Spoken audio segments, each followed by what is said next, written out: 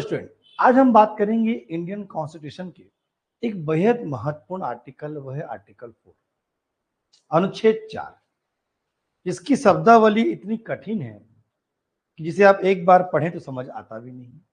तो आर्टिकल जो 4 का संदर्भ है वो ये है कि अगर संसद अनुच्छेद 2 और अनुच्छेद 3 अर्थात नए राज्यों का निर्माण और नए राज्यों का भारतीय संघ में प्रवेश अगर ये करना चाहती है तो क्या संसद को इसके लिए संविधान संशोधन की आवश्यकता होगी?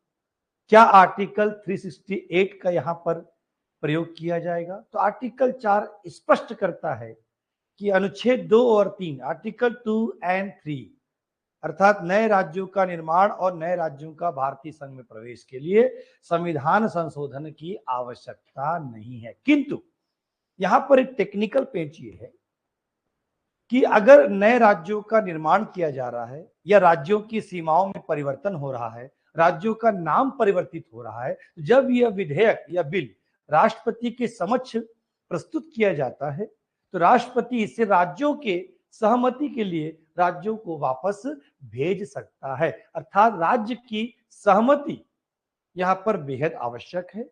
राज्य अपनी सहमति कितने दिन में देंगे इसके लिए राष्ट्रपति द्वारा एक समय निर्धारित किया जाता है। यदि उस निर्धारित समय पर राज्य की सहमति प्राप्त हो जाती है या यदि वह जो दिया गया टाइम पीरियड समाप्त हो जाता है तो राष्ट्रपति के पूर्व अनुमति से फिर इस विधेयक को संसद के समक्ष रखा जाता है और साधारण बहुमत से संसद के दोनों सदनों से यदि वह विधेयक पारित हो जाता है तो नए राज्यों के निर्माण की प्रक्रिया आसान हो जाती है। तो मेरे हिसाब से अब आप आर्टिकल 4 के संदर्भ को समझ चुके होंगे। Thank you.